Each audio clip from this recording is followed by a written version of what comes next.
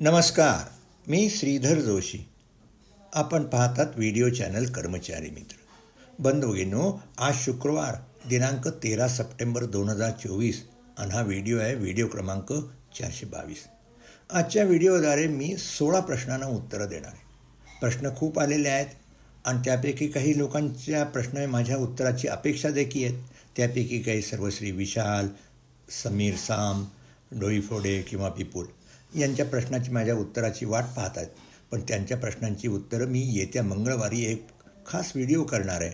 त्या व्हिडिओमध्ये त्यांचे आणि इतरांचे जे प्रश्न आहेत त्या प्रश्नांना मी उत्तरं देणार आहे. प्रश्नांची उत्तरं देण्यास सुरुवात करण्यापूर्वी एक गोष्ट मला पुन्हा आपल्याला सांगायची आहे की मी वैयक्तिक प्रश्न असून त्यांना ईमेलद्वारे उत्तर देण्याच्या ऐवजी मी व्हिडिओद्वारे उत्तर देतो किंवा ऑडिओद्वारे उत्तर देतो. याचा उद्देश एकच असतो की एखाद्याच्या प्रश्नाला उत्तर देताना जी माहिती दिली जाते ती माहिती इतरांना देखील उपयुक्त व्हावी आणि तशी माहिती उपयुक्त होते. आणि म्हणूनच व्हिडिओ प्रसारित केला की व्हिडिओ लोक पाहतात. कमीत कमी 1000 कर्मचारी आणि अधिकारी हा व्हिडिओ पाहतात आणि त्यामुळे त्यांच्या माहितीत भर पडते. त्यांना असाच प्रश्न आला तर त्या प्रश्नाची सोडवणूक करणं दिलेल्या माहितीद्वारे सहज शक्य होतं. पण मित्रांनो, मगाशी मी सांगितलं त्याप्रमाणे 24,000 सबस्क्रायबर आहात. पण या सबस्क्रायबरपैकी किती अधिकारी किंवा कर्मचारी जे आस्थापना विभाग हाताळतात किंवा आस्थापनक विषयक बाबींबाबत त्यांच्याकडे जे काम आहे त्यांनी या चॅनलला सबस्क्राईब केलं की आहे किंवा नाही हे महत्त्वाचं. जोपर्यंत आस्थापना विभागात काम करणारे अधिकारी आणि कर्मचारी यांना शासन निर्णयाची, न्याय निर्णयाची, शासन परिपत्रकांची जर माहिती अद्ययावत नसेल तर त्याच्यामुळे कर्मचाऱ्यांवर, अधिकाऱ्यांवर अन्याय होतो आणि त्याबरोबरच प्रशासनावर देखील त्याचा विपरीत परिणाम होतो. कारण एखादा चुकीचा निर्णय आस्थापनाविषयक आस्थापना विभागात काम करणाऱ्या अधिकाऱ्यांनी घेतला तर त्याच्यावेळी कर्मचारी मॅटमध्ये जातो, त्याचा खर्च होतो आणि त्याचबरोबर शासनाला देखील ती केस मॅटमध्ये लढवण्या किंवा उच्च न्यायालयात लढवण्यासाठी वकिलांना पैसे द्यावे लागतात, म्हणजे शासनाचा देखील खर्च होतो. आणि म्हणून ज्या कर्मचाऱ्यांनी या चॅनलला सबस्क्राईब केलं त्यांना माझी पुन्हा एकदा विनंती की आपण ज्या विभागात, ज्या कार्यालयात काम करतात त्या कार्यालयात, विभागात काम करणाऱ्या कर्मचारी, मग तो कारकून असो, अव्वल कारकून असो, अधीक्षक असो किंवा अधिकारी जे असतील त्यांना कर्मचारी मित्र या व्हिडिओ चॅनलची माहिती द्या. आणि त्यांच्याकरता मी जो व्हिडिओ 420 प्रसारित केला आहे तो व्हिडिओ 420 जो आहे तो त्यांना शेअर करा. म्हणजे त्यांना कर्मचारी मित्र या चॅनलवर दिल्या जाणारी माहिती कशी उपयुक्त माहिती आहे हे त्यांना समजेल आणि मग ते साहजिकच त्या चॅनलला सबस्क्राईब करतील आणि त्यांना या चॅनलवरील दिल्या जाणाऱ्याच्या माहितीद्वारे ते त्यांच्याकडे येणारी प्रकरणं हाताळतील, जेणेकरून कर्मचाऱ्यावरही देखील अन्याय होणार नाही आणि शासनाचं हित देखील पाहिलं जाते. मी कर्मचारी मित्र या व्हिडिओ चॅनलवर माहिती देताना कुठल्या एखाद्या कर्मचाऱ्याची बाजू घेत नाही किंवा शासनाची बाजू घेत नाही, तर कायदा काय सांगतो, नियम काय सांगतो, न्यायालयीन निर्णय काय ह्याची माहिती आपल्याला देतो. जेणेकरून कर्मचाऱ्यावर अन्याय झाला असेल तर कर्मचारी मॅटमध्ये किंवा इतर ठिकाणी आपली बाजू सक्षमपणे मांडू शकेल. त्याचबरोबर शासनाच्या अधिकाऱ्याने, नियुक्ती अधिकाऱ्यांनी जर हे कर्मचारी मित्र व्हिडिओ चॅनलवरील व्हिडिओ पाहत असतील तर त्यांना या दिलेल्या माहितीद्वारे त्यांची प्रकरणं अधिक सक्षमतेने आणि अधिक कार्यक्षमतेने हाताळता येतील. म्हणून मी हा कर्मचारी मित्र या व्हिडिओ चॅनलवर माहिती देतो.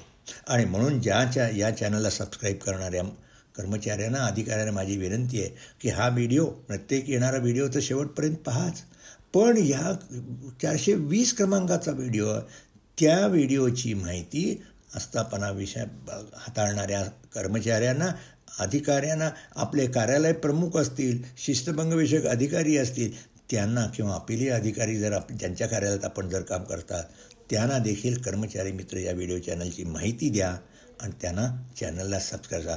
आणि विशेषतः व्हिडिओ क्रमांक 420 ज्या व्हिडिओमध्ये कर्मचारी मित्र हा व्हिडिओ चॅनल कसा उपयुक्त याची जी माहिती दिलेली आहे आणि ह्या चॅनलवर दिली जाणारी माहिती कशी पाहावी याची माहिती देणारा व्हिडिओ क्रमांक 420 आहे तो 420 त्यांच्याशी शेअर करा. चला मित्रांनो, खूप वेळ झाला, आता प्रश्नांची उत्तरं देण्यास सुरुवात करतो. पहिला प्रश्न आहे, या प्रश्नकर्त्या महिला कर्मचारी आहेत, त्यांचं म्हणणं आहे, परित्यक्ता स्त्रींसाठी ग्रामसेवकमधून ग्रामविकास अधिकारी या पदावर पदोन्नती देण्यासाठी राखीव जागा असते का? अशा प्रकारची कुठलीही जागा राखीव नसते. कर्मचाऱ्याला जी पदोन्नती दिली जाते त्या पदोन्नतीच्या पदाचे जे नियम आहेत, ज्याला रिक्रुटमेंट रूल्स म्हणतात, भरतीचे जे नियम आहेत, त्या नियमाप्रमाणे त्याचप्रमाणे कर्मचाऱ्याचे गोपनीय अहवाल योग्य असतील आणि पदोन्नतीच्यासाठी जर काही पद रिकामे असतील तर त्यांना नियमाप्रमाणे पदोन्नती दिली जाते. चला पुढच्या प्रश्नाकडे या. हे प्रश्नकर्ते हे डॉक्टर आहेत. त्या डॉक्टरांचं साहजिकच त्यांचं म्हणणं की आजकाल पुष्कळ डॉक्टर मंडळी त्यांना कंत्राटावर नेमलं जातं आणि मग कंत्राटावर नेमलेली असतील त्यांचीसुद्धा सेवा ज्येष्ठता ठरवली जाते का? अर्थात कर्मचारी त्यांच्यासुद्धा उद्या कंत्राटावर जेव्हा घेतलेले जात असतात तेव्हासुद्धा त्यांची ज्येष्ठता ठरवली जाते. कारण उद्या एखाद्या कंत्राटावर घेतलेल्या माणसाला कमी जर करायचं असेल तर साहजिकच नैसर्गिक न्यायाच्या तत्वाप्रमाणे जो कर्मचारी सर्वात शेवटी लागला आहे, सर्वात ज्युनियर मोस्ट आहे, त्याला कमी करावं लागतं. चला प्रश्न क्रमांक 3. या प्रश्न क्रमांक 3चा प्रश्न आहे, हा अनेक ठिकाणी हा प्रश्न येत असतो आणि म्हणून याचं उत्तर सर्वांनीच लक्षपूर्वक ऐकावं. अतिप्रधान जे रक्कम दिली जाते, अनेक वेळा कार्यालयाकडून एखाद्या कर्मचाऱ्याला वेतनापोटी असो किंवा कुठल्या पोटी असो अधिक रक्कम दिली जाते. आता अधिक जर रक्कम या प्रश्नकर्त्यांचं म्हणणं आहे की 5 वर्षापेक्षा अधिक काळ वेतन घेत आहेत आणि त्यानंतर त्यांची वेतनं कमी करता येईल का? आणि त्यानंतर त्यांना दिलेल्या रक्कम ज्या आहेत त्याची वसुली करता येईल किंवा काय? आणि यांचं असं म्हणणं की संमतीपत्र काही लिहून दिले नसेल तर माझी पूर्वीच्या रकमेची वसुली करता येईल का?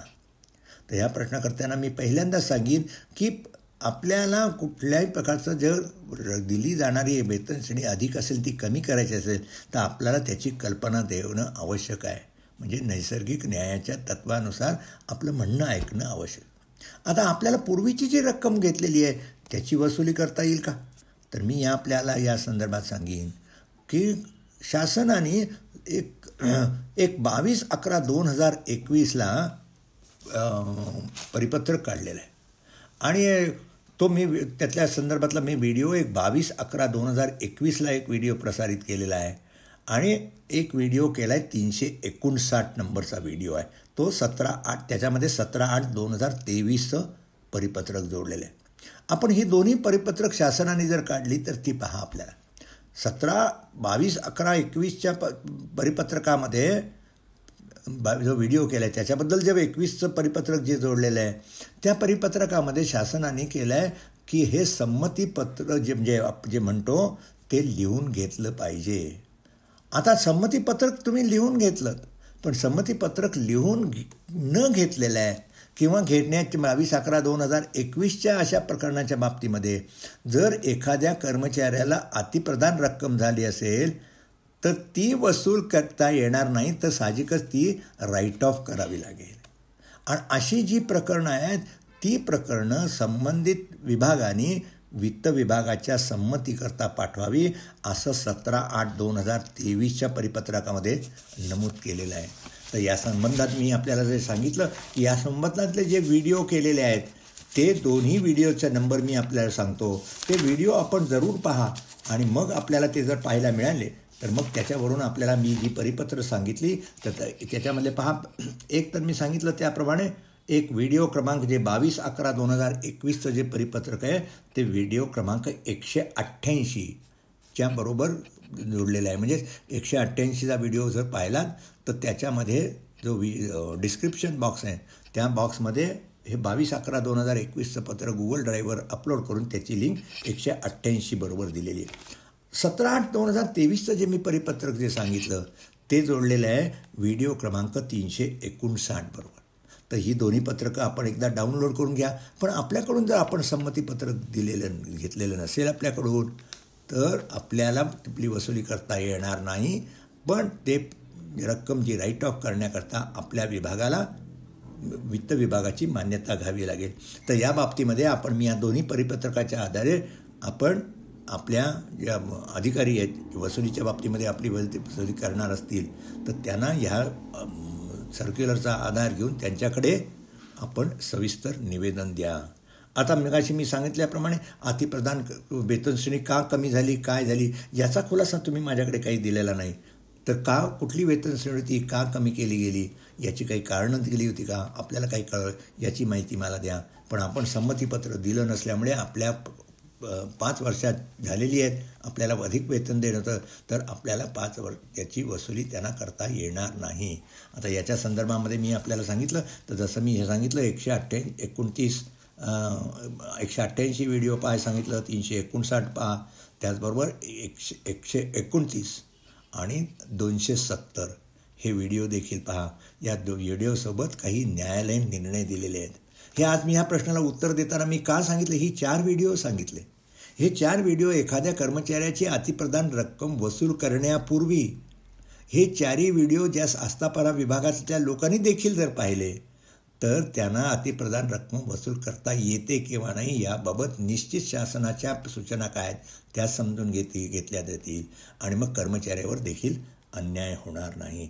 तर मी मगाशी सांगितल्याप्रमाणे सर्वच हा व्हिडिओ पाहणाऱ्या सर्वच कर्मचाऱ्यांनी हे मी 4 व्हिडिओ जे मी सांगितले आपल्याला, व्हिडिओ क्रमांक 129, व्हिडिओ क्रमांक 188, व्हिडिओ क्रमांक 270 आणि व्हिडिओ क्रमांक 359 हे व्हिडिओ जरूर पहा. चला पुढच्या प्रश्नाकडे वळूया. हा प्रश्नकर्ते एक सागर शिंदे नावाचे ग्रस्त आहे आणि यांनी एक माझ्याकडे मुंबई उच्च न्यायालयाने एक निर्णय दिलेला आहे. त्या निर्णयाबद्दलची माहिती द्यावी असं मला त्यांनी सांगितलेलं आहे. या प्रकरणामध्ये हा जो निर्णय आहे हे राज्य सरकारने उच्च न्यायालयात जे अपील केलं होतं आणि याच्यात घुगे नावाचे एक ग्रस्त आहेत, बबन घुगे, आणि जे निर्णय त्याचा आहे राज्य सरकार विरुद्ध बबन घुगे आणि याच्यात 19/7/2024 हा निर्णय दिला आहे. हा निर्णय अतिशय महत्त्वाचा आहे, सर्वांसाठीच महत्त्वाचा आहे. याच्यावर मी स्वतंत्र व्हिडिओ करणार आहे. पण श्री सागर शिंदे यांच्या माहिती करता आणि सर्वांच्या माहिती करताना सांगतो याच्यामध्ये काय वस्तुस्थिती होती. यामध्ये हे जे घुगे होत यांच्या विरुद्ध एक अँटी करप्शन खाली केस झाली होती आणि केस झाली त्यामुळे पण ते ट्रायल कोर्टामध्ये त्यांची सुटका झाली. आता सुटका झाल्यानंतर मात्र राज्य सरकारने उच्च न्यायालयात त्या सुटकेविरुद्ध अपील केलं. आपल्याला कल्पना आहे की महाराष्ट्र नागरी सेवा निवृत्ती वेतन नियम 1982 प्रमाणे जर एखाद्या कर्मचाऱ्याच्या विरुद्ध विभागीय चौकशी म्हणजे डिसिप्लिनरी प्रोसिडिंग पेंडिंग असतील किंवा ज्युडिशियल प्रोसिडिंग पेंडिंग असतील तर त्या कर्मचाऱ्याला नियमित निवृत्ती न देता फक्त तात्पुरतं निवृत्ती वेतन दिलं जातं, सेवा उपदान दिलं जात नाही. आता या प्रकरणामध्ये घुगे यांच्या प्रकरणामध्ये ट्रायल कोर्टाने त्यांना निर्दोष ठरवलं आणि म्हणून त्यांना प्रश्न असा आला की त्यांना सेवा उपदान दिलं पाहिजे. पण शासनाने उच्च न्यायालयात त्या सुटकेच्या विरुद्ध अपील केलं असल्यामुळे त्यांना सेवा उपदान देता येणार नाही असा विभागाने व्ह्यू घेतला आणि त्याच्यावर हे घुगे यांनी महाराष्ट्र प्रशासकीय न्यायाधिकरणाकडे दाद मागितली. महाराष्ट्र प्रशासकीय न्यायाधिकरणाने मात्र निर्णय असा दिला की कर्मचाऱ्याची फौजदारी न्यायालयातून सुटका झालेली आहे आणि त्यामुळे त्याला सेवा उपदान दिलं गेलं पाहिजे.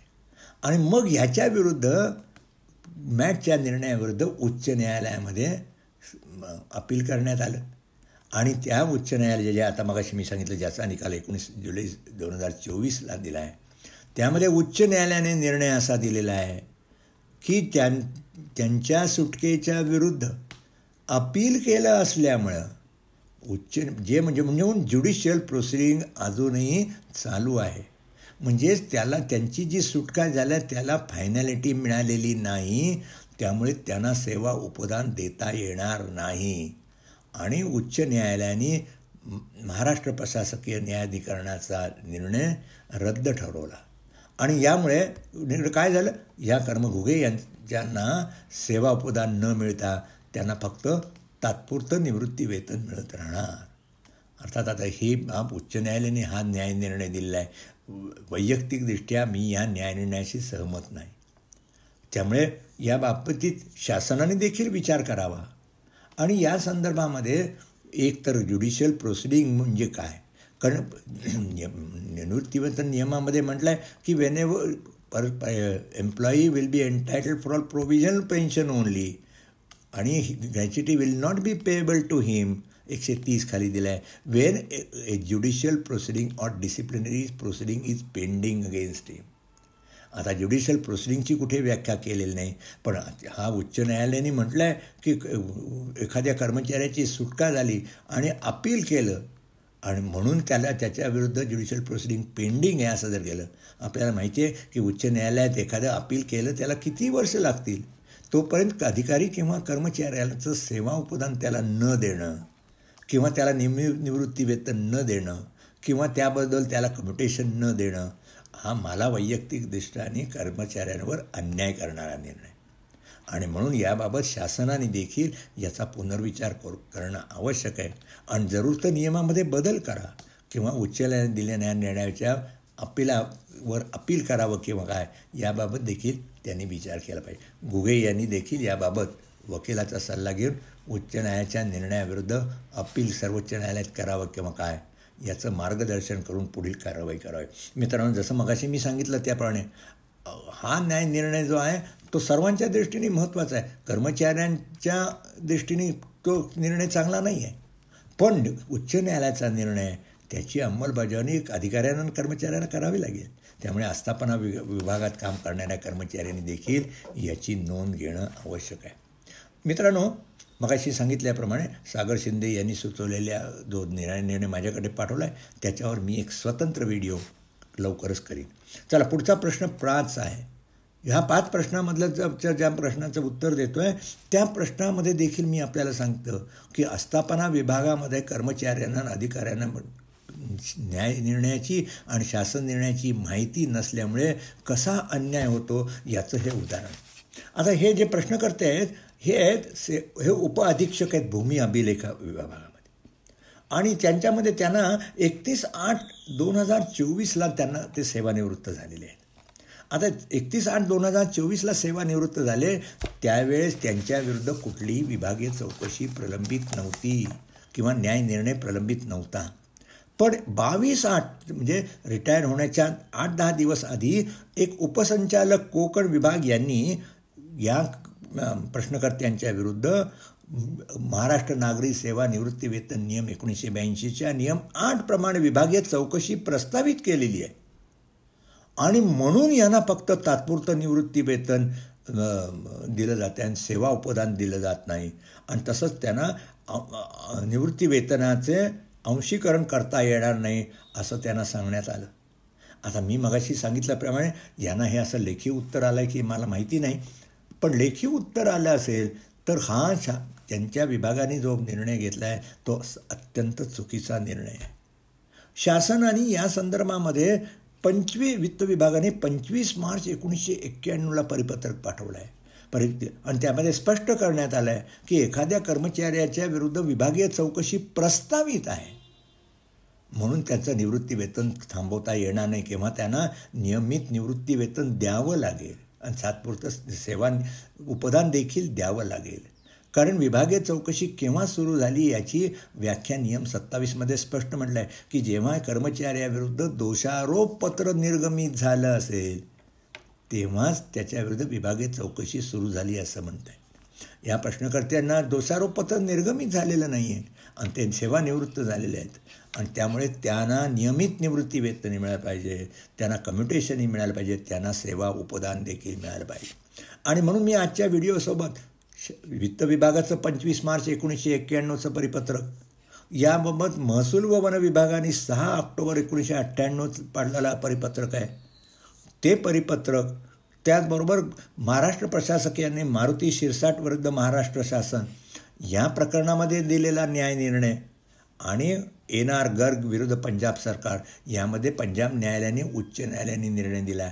ह्या 4ही कागदपत्र गुगल ड्राईव्हवर अपलोड करून त्याची लिंक या व्हिडिओसोबत दिलेली आहे.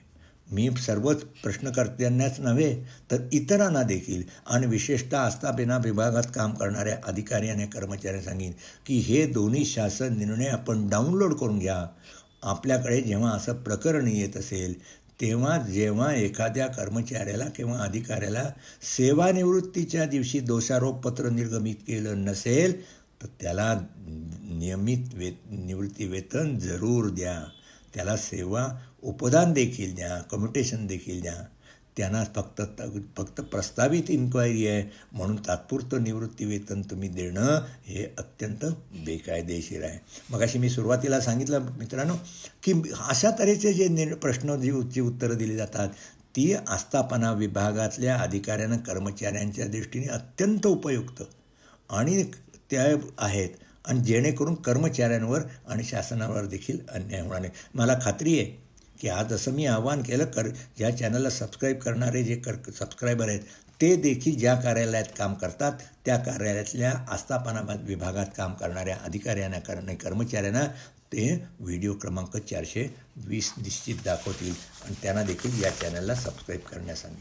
चला पुढच्या प्रश्नाकडे. प्रश्न क्रमांक 6. हे सफाई कामगार आहेत. यांना गेल्या वेळी देखील मी उत्तर दिलं पण त्यांनी पुन्हा माझ्याकडे काही कागदपत्रं पाठवली. मी ती कागदपत्रं पाठवली. त्यांचा सेवा ज्येष्ठताविषयीचा प्रश्न आहे. हे सफाई कामगार म्हणून 1/6/99ला लागले. 21/1/2010ला त्यांना वर्ग 3मध्ये पदोन्नती मिळाली म्हणजे 11 वर्षाच्या सेवेनंतर. आणि त्याचबरोबर काही जणांची सेवा वर्ग 3मध्ये थेट त्यांना नियुक्ती मिळालेली आहे. त्यानंतर ते आता वरिष्ठ सहाय्यक झालेली आहेत आणि वरिष्ठ सहाय्यक पदाची 1/1/2024ची अंतिम सेवा ज्येष्ठता यादी विभागाने प्रसारित केलेली. आता या यादीमध्ये एक बबन थोरात नावाचे ग्रस्त आहेत. ते क्रमांक 7वर आहेत आणि त्यांची नियुक्ती मात्र 18/6/99ला काय झाली आहे गट 3मध्ये झालेली आहे. आता जे प्रश्नकर्ते आहेत त्यांची सेवा ज्येष्ठता यादीमध्ये त्यांचा क्रमांक दाखवला आहे 52. आता हे जरी असलं तरी त्यांचं असं म्हणणं की हे सफाई कामगार म्हणून जे लागले ते लागले 1/6/99ला आणि जे क्रमांक 7वर ज्यांना दाखवलेलं आहे ते थोरात आहेत ते लागलेले आहेत मात्र 18/6/99ला. आणि यांचं म्हणणं मी 1/6/99 लागलं आणि थोरात हे 18/6/99ला लागले. त्यामुळे त्यांना ज्येष्ठता दाखवलं ते चुकीचं आहे आणि म्हणून त्यांची जी डेट आहे ती यांना मिळेल का असा ह्या प्रश्नकर्त्यांचा प्रश्न होता. आता मगाशी मी जसं सांगितलं त्याप्रमाणे की गट 18/6/99ला थोरात यांची नेमणूक झाली आहे पण ती गट 3मध्ये नेमणूक झालेली. आपली नेमणूक काय झाली होती आपण सफाई कामगार म्हणून 1/6/99 झाला. आता इथे जेव्हा सेवा ज्येष्ठता वरिष्ठ सहाय्यक पदाचे किंवा जेव्हा सेवा ज्येष्ठता करण्यात येते तेव्हा तुम्ही क्लार्कमधून प्रमोट केव्हा झालात त्याप्रमाणे त्यांना पदोन्नती दिली जाते. आणि क्लार्क म्हणून जी पदोन्नती होती जे क्लार्क तुमच्या आधी लागले कारण तुम्ही झालात सफाई कामगार म्हणून 1/6/99ला पण क्लार्क म्हणून तुम्हाला जी पदोन्नती मिळाली 1/1/2010ला मिळाली. त्यामुळे तुमची जी सेवा ज्येष्ठता क्लार्कची ठरवली जाईल ती तुम्ही जेव्हा क्लार्क लागलात तेव्हापासून म्हणजे क्लार्क म्हणून पदोन्नती मिळाली त्यावेळी. थोरात यांना क्लार्क आधी लागलेले आहेत त्यामुळे साहजिकच वरिष्ठ जे सहाय्यक पद आहे ते देताना त्यांना पदोन्नती आधीची मिळालेली आहे आणि म्हणूनच त्यांना वरिष्ठ सहाय्यक या कारण शेवटी वरिष्ठ सहाय्यक याला जेव्हा पदोन्नती देतात क्लार्कमधून दिलेली आहे आणि क्लार्कमधून देताना साहजिकच जेव्हा पदोन्नती दिली जाते तर क्लार्कची मधली जी सेवा ज्येष्ठता पाहिली जाते आणि क्लार्क या पदाच्या सेवा ज्येष्ठतामध्ये 7 नंबरचे जे थोरात हे सिनियर असल्यामुळे त्यांना पदोन्नती मिळालेली आहे आणि ते योग्यच आहे. त्यामुळे आपल्याला मानवी दिनांकाचा प्रश्न नाही. मी सांगितलेलं उत्तर लक्षात घ्या. अधिक काही शंका असेल तर विचारा. चला पुढचा प्रश्न क्रमांक 7. या प्रश्नकर्त्यांचं म्हणणं आहे 7व्या आयोगाप्रमाणे पगार सुरू आहे. पदावर 12 वर्ष झाली पण आश्वासित प्रगती योजनेचा लाभ दिला जात नाही. पण इतरांना दिला जातो पण मला दिला जात नाही आणि न्यायालयीन प्रकरण सुरू असल्याने लाभ देता येत नाही असं तोंडी सांगितलं तर काय करावं. तर मी की आपण अर्ज देऊन त्यांना तोंडी नाही त्यांच्याकडून लेखी उत्तर घ्या. आपण आपलं प्रकरण मला माहिती आहे कारण आपली जी नियुक्ती झाली होती ती नियुक्तीच उच्च न्यायालयाच्या निर्णयाप्रमाणे झालेली होती आणि त्यामुळे त्यांनी कदाचित ते प्रकरण काही पेंडिंग अजून जरी असेल पण आपण 12 वर्ष सेवा केल्यामुळे आपल्याला आश्वासित प्रगती योजनेचा लाभ मिळणं आवश्यक आहे आपल्याला कदाचित त्याच्यासाठी न्यायालयाचे दरवाजे देखील ठोठावे लागतील. तेव्हा पहिल्यांदा आपण जिथे काम करता त्या विभागाकडून, म्हणजे आपण युनिव्हर्सिटीमध्ये काम करता मला कल्पना आहे, तर त्यांच्याकडून लेखी उत्तर घ्या. आपण जर निवेदन दिलं नसेल तर निवेदन द्या, आणि आपण लेखी उत्तर दिलं नाही तरी आपल्याला न्यायालयात जाता येईल. पण एकदा त्यांच्याकडून लेखी उत्तर घ्या आणि जरूर तर मग माझ्याशी संपर्क करा. पुढच्या प्रश्न क्रमांक 8. हे खाजगी अनुदानित शिक्षक आहेत. हे त्यांची नोव्हेंबर 2005ला नियुक्ती झालेली आहे. आता यांच्या बाबतीमध्ये काही लहान कुटुंबाचं प्रमाणपत्र घेतलेलं नाही. तिसरं अपत्य झाल्यास खाजगी शाळेतील शिक्षकास काही अडचण येऊ शकेल का? अशी काही अडचण येणार नाही. किंबहुना खाजगी शाळेतील शिक्षकांना लहान कुटुंबाचं प्रतिज्ञापन नियम लागावेत अशा पद्धतीचा शासन निर्णय उपलब्ध नाही. चला पुढच्या प्रश्न क्रमांक 9. या 1/1/2016ला कामावर होत्या. यांच्यावर 2022मध्ये निलंबनाची कारवाई झाली. मग मी मागच्या वेळी यांना उत्तर देताना सांगितलं की 1/1/2016ला तुम्ही कामावर होता, त्यामुळे 7व्या योजनेचा लाभ आपल्याला मिळाला पाहिजे. पण यांना असंच तोंडी सांगितलं जातं की ठपका ठेवल्यामुळे लाभ देता येणार नाही. तर ठपका ठेवता येणार नाही, लाभ देता येणार नाही, अशा प्रकारचं काही उत्तर आलं आहे की नाही आपण काही मला दिसत नाही. पण आपण आयुक्तांकडे निवेदन द्या. आणि त्याच्यामध्ये मी जसं मागे सांगितलं की 1/1/2016ला मी कामावर असेल. मी गेल्या वेळेस 7व्या योजनेचे यासंबंधीचा शासन निर्णय देखील मी गुगल ड्राईव्हवर अपलोड करून त्याची लिंक आपल्याला दिलेली आहे. त्याच्या आधारे त्या निर्णयामध्ये स्पष्ट म्हटलं आहे 1/1/2016मध्ये जे कामावर होते त्यांना 7व्या योजनेचे लाभ मिळणार आहे. त्यामुळे आपल्याला मिळणं जरूरच आहे. आपण म्हटल्याप्रमाणे आपण आयुक्तांना एकदा निवेदन द्या. त्यानंतर काही त्या समाधानकारक कारवाई झाली नाही तर मग मॅटमध्ये जावं किंवा विचार करता येऊ शकेल. प्रश्न क्रमांक 10. अधिकारी व कर्मचारी यांच्या सेवानिवृत्ती 3 वर्ष बाकी असतील तर त्यांना स्वतःच्या जिल्ह्यात सेवा करता याबाबत काही शासन निर्णय आहे का? तर मी या संदर्भात सांगेन. बदल्यांच्या दौडण्याच्या संदर्भात मी हे व्हिडिओ केला आहे. तो व्हिडिओ क्रमांक 220 पहा. आणि त्याच्यामध्ये एक 9 एप्रिल 2018चा शासन निर्णय गुगल ड्राईव्हवर अपलोड केलेला आहे. त्याच्यामध्ये असं म्हटलं आहे की सेवानिवृत्तीला 1 वर्षापेक्षा जेव्हा कमी कालावधी असेल तेव्हा त्या कर्मचाऱ्याच्या जे पसंतीचं गाव असेल तिथे बदली करण्याचा त्याचा विचार करावा असं त्यामध्ये नमूद केलेलं आहे. ते आपण लक्षात घ्या, म्हणजे मग आपल्याला प्रश्नाचं उत्तर मिळेल. चला प्रश्न क्रमांक 11. या प्रश्नकर्त्यांचं म्हणणं आहे, हे कदाचित हे नियुक्ती अधिकारी असावे किंवा आस्थापना विभागात काम करणारे अधिकारी दिसतात. यांचं म्हणणं आहे की लाचलुचपत कायद्यानुसार एकदा गुन्हा दाखल झाला आहे आणि त्या कर्मचाऱ्याला अटकपूर्व जामीन मिळालेला आहे. मग त्यांना कर्मचाऱ्याला निलंबित करणं आवश्यक आहे. कर्मचाऱ्याला निलंबित करावं किंवा नाही हाचा अधिकार नियुक्ती अधिकाऱ्यांना असतोच. परंतु ज्या वेळेस लाचलुचपत घेण्यासारखं किंवा लैंगिक गुन्हा गुन्हा दाखल झाला असेल किंवा इतर फौजदारी गुन्हा दाखल झाले, अशा गुन्ह्यामध्ये कर्मचाऱ्याला निलंबित करणं हे श्रेयस्करच असतं. आता कुठली अशी जी प्रकरणं असतात जिथे निलंबन करणं योग्य असतं, याची जी यादी आहे ती विभागीय चौकशी नियम पुस्तिकेमध्ये दिलेली आहे, म्हणजे डिपार्टमेंट इन्क्वायरी मॅन्युअलमध्ये. त्या मॅन्युअलमधला प्रकरण 2.1 मधला पॅरा 2 जर आपण पाहिलात तर त्याच्या विशिष्ट प्रकरणामध्ये निलंबन करणं इष्ट होईल असं दाखलेलं आहे. आणि त्याच्यामध्ये एखाद्याच्यावर लाचलुचपत गुन्हा दाखल झाला, त्याच्याविरुद्ध त्याला अटक झाली नाही याचा काहीही संबंध नाही. गंभीर गुन्हा दाखल झाला आहे, अटक झाली नाही तरी गुन्हा गंभीर असेल तर त्याला निलंबित करणं हितावं असतं. आपल्याकडे तो एखाद्या माणसाला अटक केली म्हणजे 48 तासाच्या वर जर अटक केली तर तुम्ही निलंबनाचा आदेश काढा, तो नंतर काढा, ते मानवी निलंबन समजलं जातं. आणि म्हणून जिथे लाचलुचपत प्रतिबंधक कायद्याखाली गुन्हा दाखल आहे तिथे कर्मचाऱ्याला निलंबित करणं हे निश्चित श्रेयस्कर करतं. आपण व्हिडिओ क्रमांक 53 पहा. व्हिडिओ 53 बरोबर मी विभागीय चौकशीची नियमपुस्तिका गुगल ड्राईव्हवर अपलोड करून त्याची लिंक तिथे दिली आहे. सर्वच कर्मचाऱ्यांनी ही 53च्या व्हिडिओच्या आधारे दिलेली विभागीय चौकशी नियमपुस्तिका डाउनलोड करून घ्या आणि विशेषतः आस्थापना विभागातल्या आले. प्रश्न क्रमांक 12. हे जिल्हा परिषदेचे शिक्षक यांचं म्हणणं आहे की फौजदारी गुन्हा झाला, त्यांना निलंबित केलं. फौजदारी न्यायालयात सुनावणीमध्ये फिर्यादीने आधार म्हणून दोषमुक्तता त्यांना केलेलं आहे, कारण फिर्यादीने सांगितलं की फिर्याद मागे घेतली. अर्थात आता म्हणून यांनी पुनर्स्थापना करावी असा COंकडे अर्ज दिलेला आहे. आता COंकडे अर्ज दिलेला आहे. यांचं म्हणणं ज्या तालुक्यात शाळेत पुनर्स्थापना होईल का दुसऱ्या तालुक्यात कुठल्या ठिकाणी एक पुनर्स्थापना द्यावी याचा अधिकार मुख्य कार्यकारी अधिकारी जिल्हा परिषद यांना आहे. सर्वसाधारणपणे ज्या ठिकाणी निलंबित केला जातो त्या ठिकाणी दिली जातं. पण आपल्याविरुद्ध जर फौजदारी गुन्हा दाखल झाला असेल तर याचा विचार, पण तो जरी फिर्यादीने फिर्याद मागे घेतली याचा अर्थ आपल्याला काय ऑनरेबल ॲक्विटल असं समजलं जाणार नाही. त्यामुळे मुख्य कार्यकारी अधिकारी त्यांच्या अधिकारानुसार योग्य ठिकाणाला आपल्याला बदली, पूर्वीच्याच ठिकाणी बदली द्यावी याच्यासाठी आपल्याला हट्ट धरता येणार नाही किंवा तसा प्रकारचा आपल्याला हक्क नाही. चला पुढच्या प्रश्न क्रमांक 13.